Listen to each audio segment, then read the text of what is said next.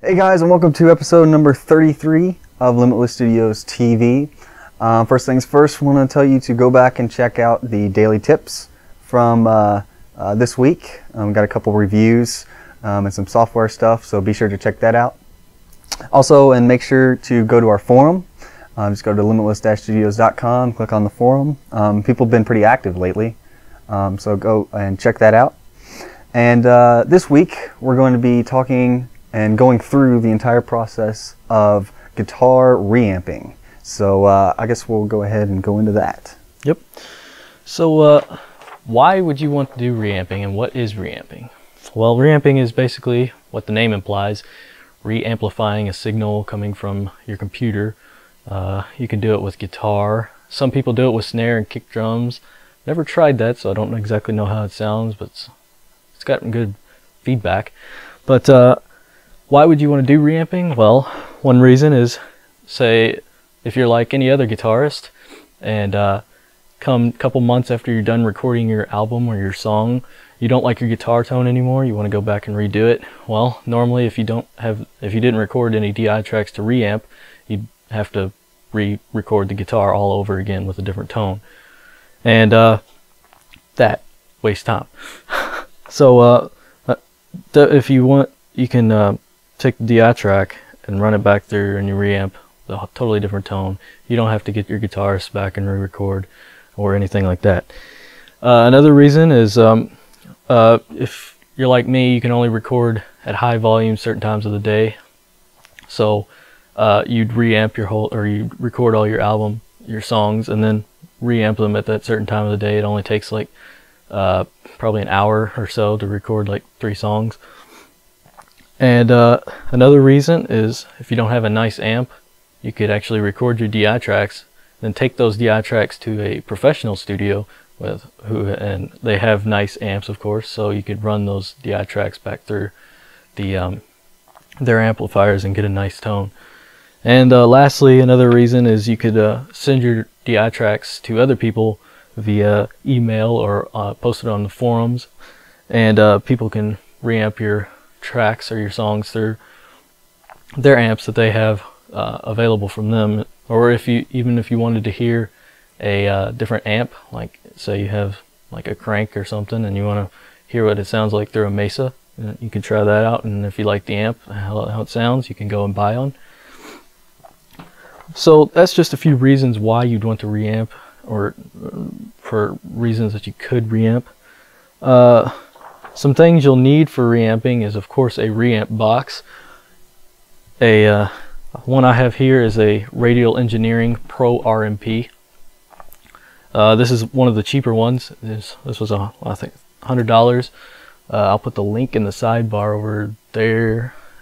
And the Radial Engineering also makes a more advanced model. It's got a lot more features. It's got like phase reversal and some other stuff as well. It's got like 2 outputs, I think. And that's called the Radial Engineering X amp. I'll also put the link in the sidebar. And another thing about this one is it's passive. It's a passive reamp box, so it doesn't require any kind of power, whereas the active ones, such as the X amp, require a power supply.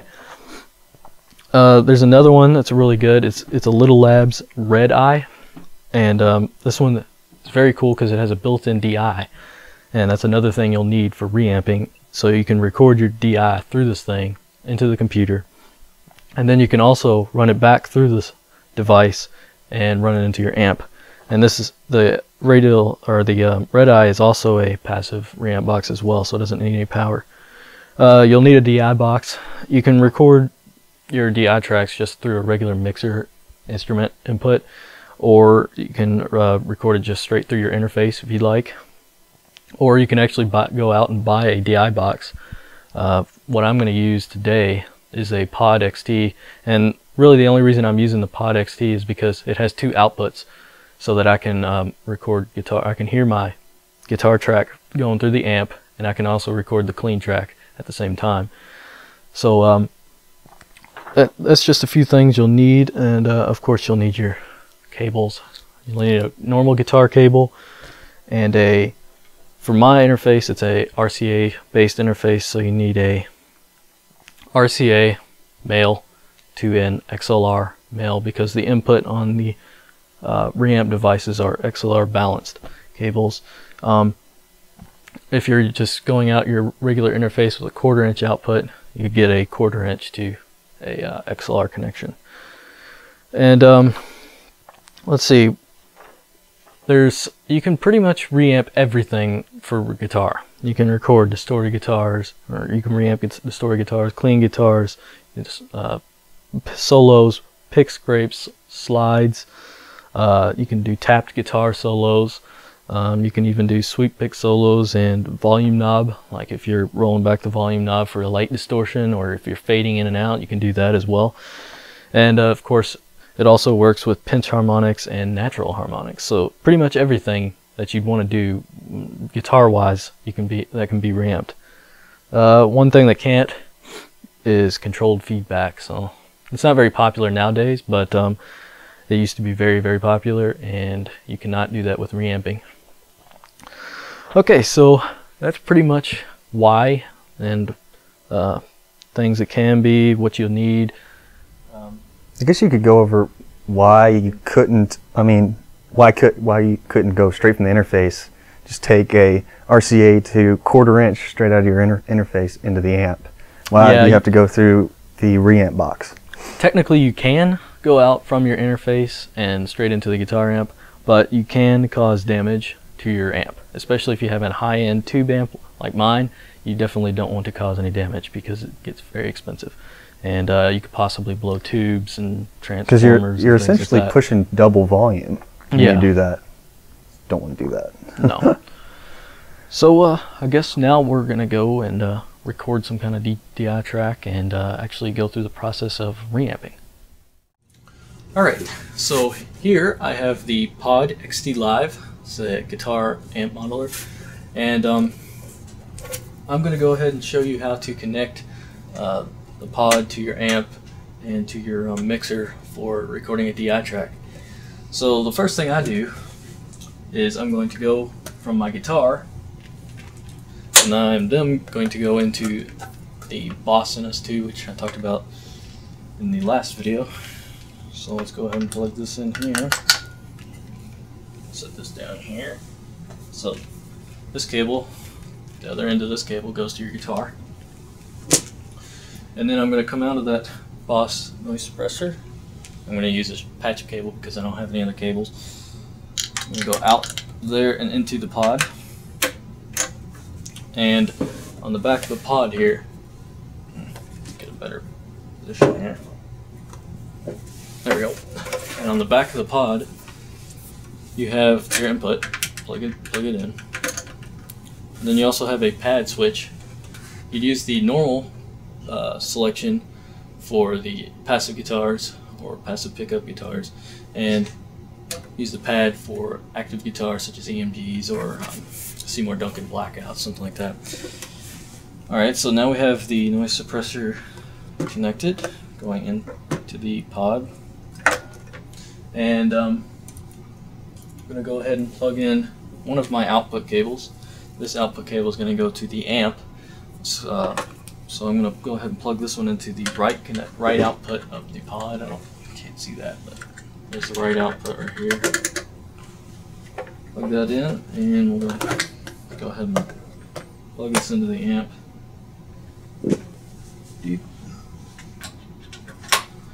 Alright, that's plugged in.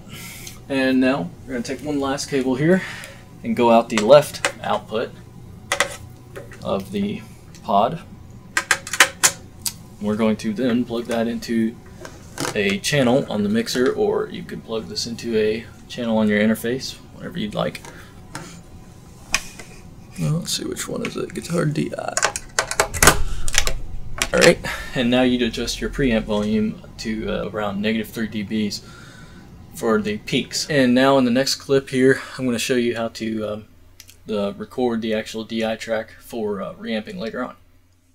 Alright, so now we're going to go ahead and start recording our DI track. First thing I'm going to do is I'm going to set my DI level to -3 dB. You want your peaks to be -3 dB. So I'm going to go ahead and do that here.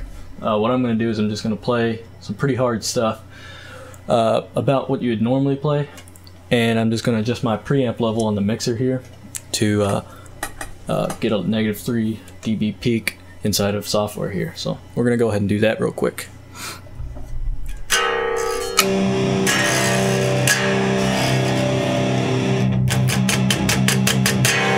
Getting -16. I'm not even on the right track.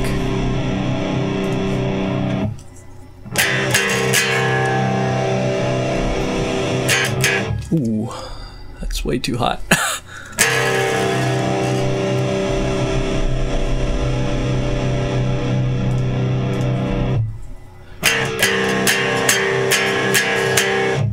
Still too hot.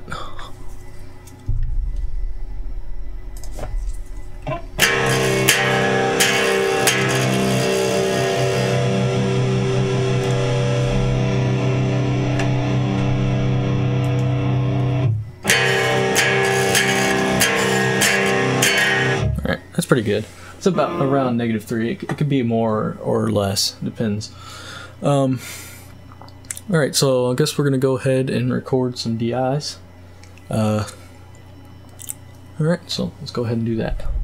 I'm recording both tracks too, by the way. I'm recording the mic amp and the DI track. The guitar amp is not very loud, as you can tell from the mic, so I'm not really worried about the guitar track. I just want to use it as a scratch track so I can tell my double tracks or my quad tracks. I'm not actually going to do that for this video, but if you were doing this at home or at your own studio, it would be double tracking or quad tracking. So let's go ahead and record a basic DI track here. Alright, that's recording.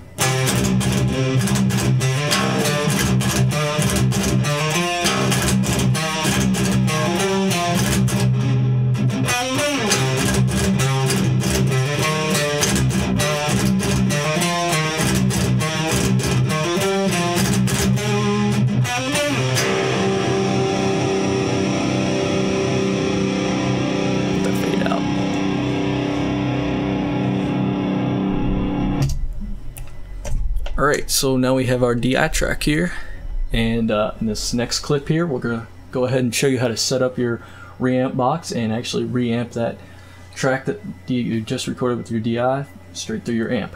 So go ahead and check that out. Alright, so we've recorded our DI tracks, and now we're going to go ahead and reamp them through my amp back here. So I'm going to go ahead and show you how to hook that up right now. I've got the cable coming from the interface. I've already got it plugged in because it's kind of difficult to get to, and I didn't want to do that on tape. So this is coming from my interface. It's coming out the left connection from my interface. Since it's an RCA cable, it's going from RCA to XLR. And I'm going to go ahead and take my reamp box, Radial Engineering Pro RMP.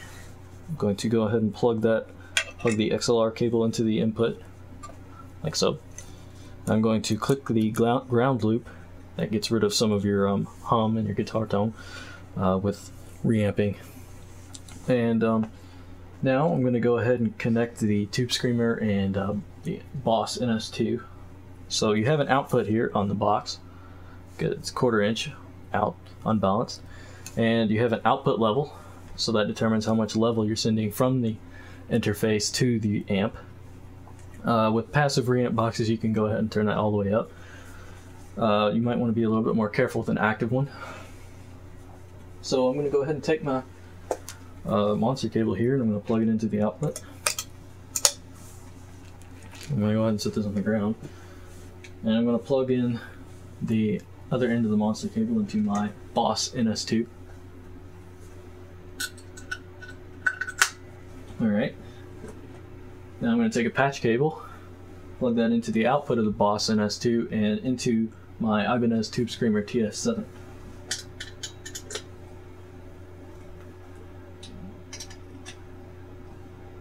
Alright, and now I'm just going to take this little short cable and plug it into my amp.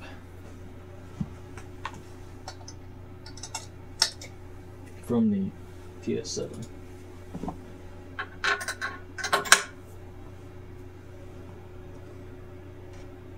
Alright, now I'm going to go ahead and get the reamp tracks, or the DI tracks, ready to be reamped here. Some things you'll want to do before you reamp is, first of all, mute your click track. So I'm going to go ahead and go into my software here. You could just click the click track, click the metronome off, but I like to take an extra measure and go to all of my tracks and actually mute the whole click itself. So even if the button was turned on, the metronome was turned on, you still would not hear the click track. And then let's see here, another thing is make sure you don't send more than one DI track through the amp at the same time. You can, but it's not going to do you any benefit. It's not going to get your your double tracks done any faster. It's just going to sound like a big mush. And then the last thing here is when you actually go to record the track, like I'm going to go create a track right now, and I'm going to create input 1 here. All right. And then when you click the record button, some audio programs will auto monitor, like my Logic Pro here. It monitors while you're recording. You do not want to do that with reamping because you will get feedback. So I'm going to click the record, but I'm also going to mute that track at the same time, so you don't hear anything that's coming out of that track.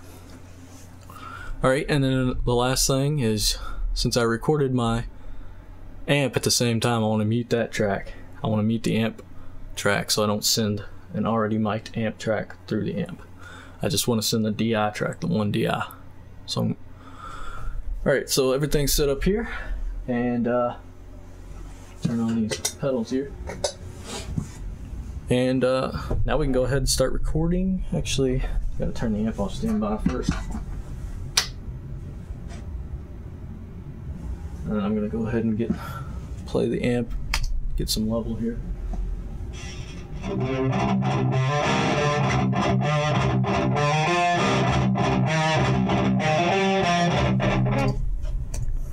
Alright, and so now I'm going to go ahead and record it. The amp is not very loud, so it's not going to sound very good, but it will serve the purpose for this video. So I'm going to go ahead and record here, and you will notice the amp plays all by itself.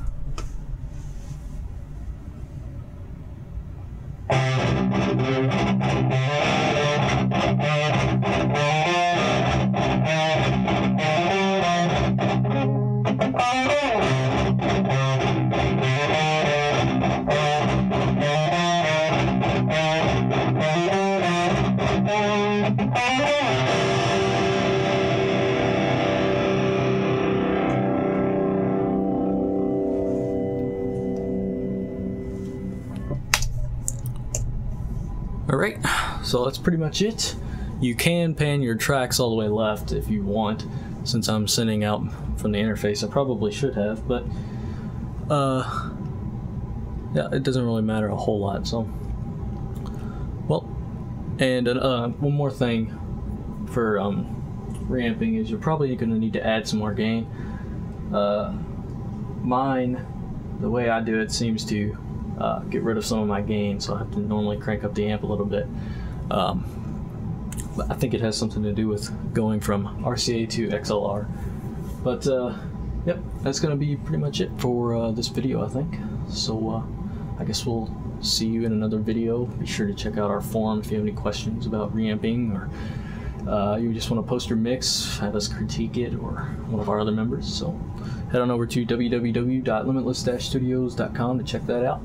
And I guess we'll see you in episode 34.